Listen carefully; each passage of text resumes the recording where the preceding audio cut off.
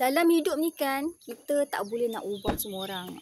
Kita tak boleh nak ubah orang tu, kita tak boleh nak ubah orang ni. Apa yang kita boleh buat ialah kita ubah diri kita sendiri. Contohnya kita nak jadi seorang yang bukan pemalas, seorang yang rajin, seorang yang tak suka mengeluh, seorang yang tak suka mencari kesalahan orang lain. Kita yang kena buat sifat tu, kita kena tanamkan sifat tu, kita kena ke arah sifat tu. Kita tak boleh nak paksa orang ni, awak ni janganlah asyik nak mencari salah orang je. Dia dah memang perangai macam tu, kita tak boleh nak ubah perangai orang lain.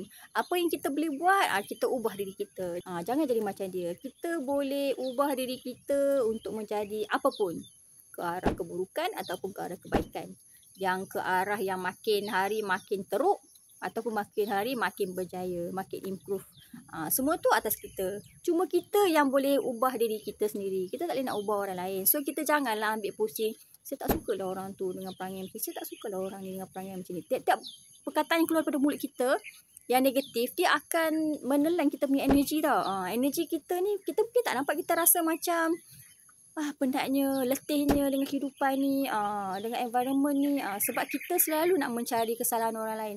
Kita suka sangat tengok orang punya keburukan.